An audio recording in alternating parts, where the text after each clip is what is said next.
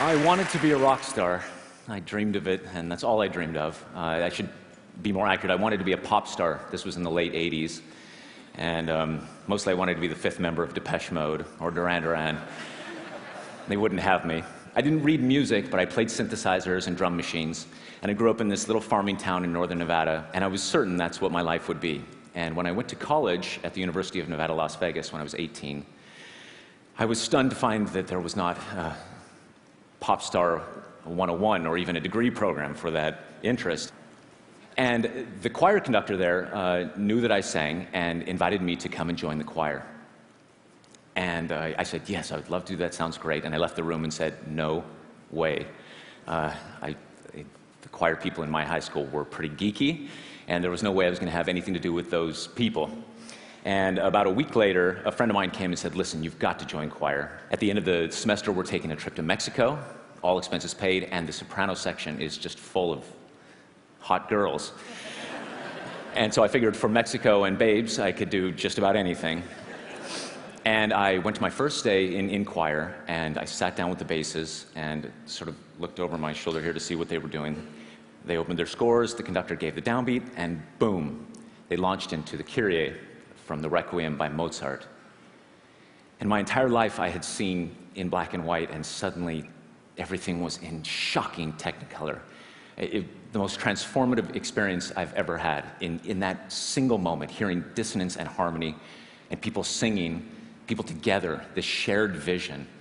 And I felt for the first time in my life that I was part of something bigger than myself.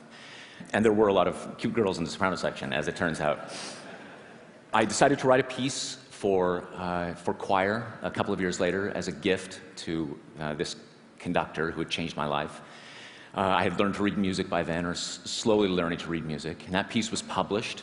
And then I wrote another piece, and that got published, and then I started conducting, and I ended up doing my master's degree at the Juilliard School, and I find myself now in the unlikely position of standing in front of all of you as a professional classical composer and conductor. Well, a couple of years ago, a friend of mine emailed me a link, a YouTube link, and said, you have got to see this. And it was this young woman who had posted a fan video to me singing the soprano line to a piece of mine called Sleep. Hi, Mr. Eric Whitacre. My name is Bretland Lucy, and this is a video that I'd like to make for you. Here's me singing Sleep. I'm a little nervous, just to let you know. If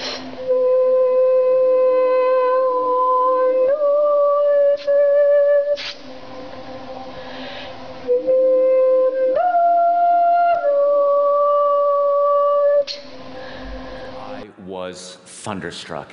Britland was so innocent and so sweet, and her voice was so pure. And I even loved seeing, behind her, I could see the little teddy bear sitting on the piano behind her in her room. Such an intimate video. And I had this idea, if I could get 50 people to all do this same thing, sing their part, soprano, alto, tenor, and bass, wherever they were in the world, post their videos to YouTube, we could cut it all together and create a virtual choir. So I wrote on my blog, OMG, OMG. I actually wrote OMG, hopefully for the last time in public ever.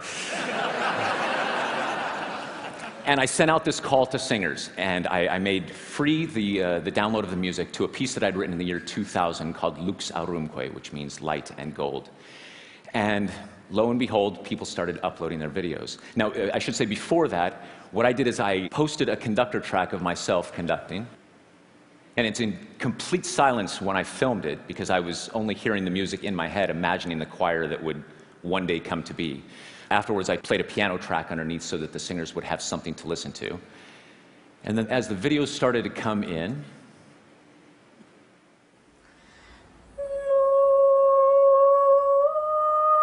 this is Cheryl Ang from Singapore.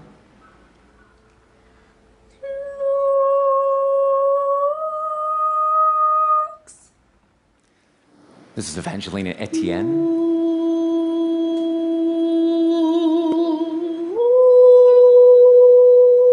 from Massachusetts.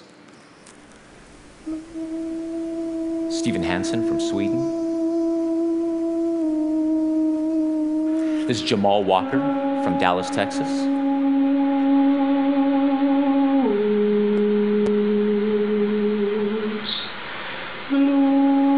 There was even a little soprano solo in the piece, and so I had auditions.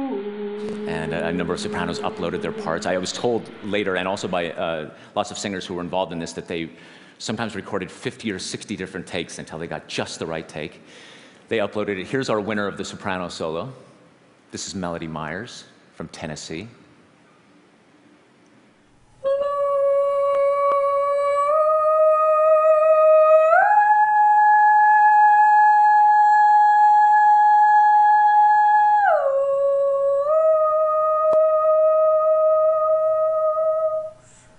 I love the little smile she does right up at the top of the note, like, yeah, no problem, everything's fine. And from the crowd emerged this young man, Scott Haynes, and he said, listen, this is the project I've been looking for my whole life. I'd like to be the person to edit this all together. I said, thank you, Scott. I'm so glad that you found me. And Scott aggregated all of the videos. He scrubbed the audio. He made sure that everything lined up. And then we posted this video to YouTube about 1.5 years ago. This is Lux Arumque, sung by the Virtual Choir.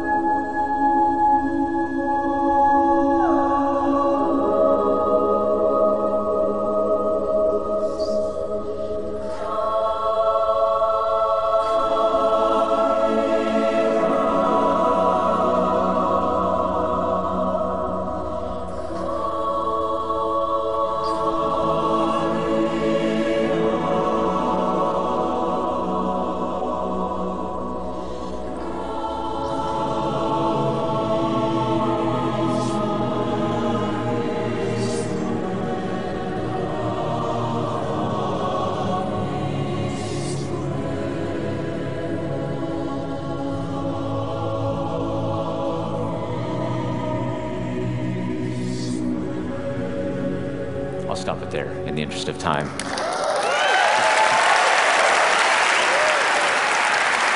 Thank you. No, thank you. Thank you. Thank you. Thank you. So there's more. There's more. Thank you so much. And I had the same reaction you did.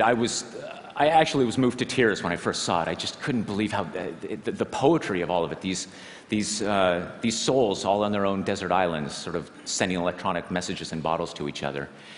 And the video went viral. We had 1 million hits in the first month, and it got a lot of attention for it. And because of that, then a lot of singers started saying, all right, what's Virtual Choir 2.0?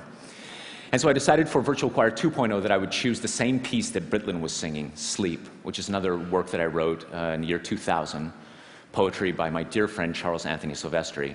And again, I posted a conductor video, and we started accepting submissions. This time we got some more mature members. On my pillow, safe in bed. And some younger members. Upon my pillow, safe in bed. That's Georgie from England. She's only 9. Isn't that the sweetest thing you've ever seen? Someone did all 8 videos of bass, even singing the soprano parts. This is Bo Otten.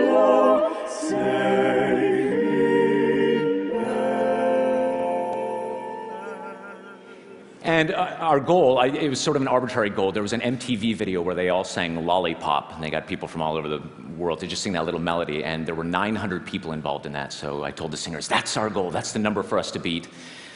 And we just closed submissions January 10th, and our final tally was 2,051 videos from 58 different countries. Thank you. From Malta, Madagascar, Thailand, Vietnam, Jordan, Egypt, Israel, as far north as Alaska, and as far south as New Zealand. And we also put a page on Facebook for the singers to upload their testimonials, what it was like for them, their experience singing it. And I've just chosen a few of them here. My sister and I used to sing in choirs together constantly. Now she's an airman in the Air Force, constantly traveling. It's so wonderful to sing together again. I love the idea that she's singing with her sister. Aside from the beautiful music, it's great just to know I'm part of a worldwide community of people I never met before, but who are connected anyway. And my personal favorite, when I told my husband that I was going to be a part of this, he told me that I did not have the voice for it. Yeah, I'm sure a lot of you have heard that too. Me too. It hurt so much, and I shed some tears, but something inside of me wanted to do this despite his words. Is a dream come true to be part of this choir, as I've never been part of one. When I placed a marker on the Google Earth map, I had to go with the nearest city, which is about 400 miles away from where I live. As I am in the great Alaskan bush, satellite is my connection to the world. So two things struck me deeply about this. The first is that human beings will go to any lengths necessary to find and connect with each other. It doesn't matter the technology. And the second is that people seem to be experiencing an actual connection. It wasn't a virtual choir that there are people now online, they're friends, they've never met, but I know myself too, I feel this virtual esprit de corps, if you will, with all of them. I feel a closeness to this choir, almost like a family. What I'd like to close with then today is the first look at Sleep, Virtual Choir 2.0. This will be a premiere today.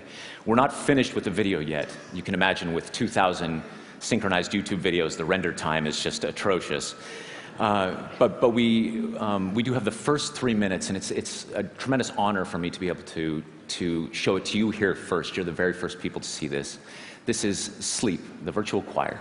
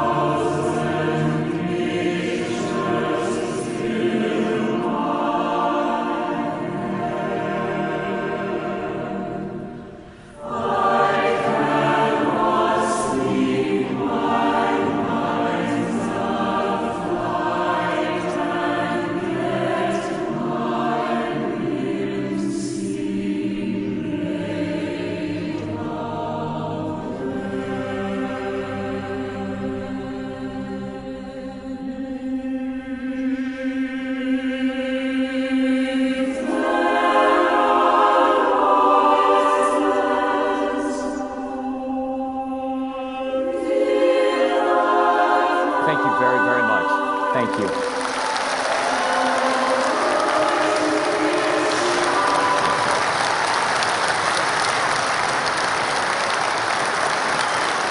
Thank you. Thank you. Thank you.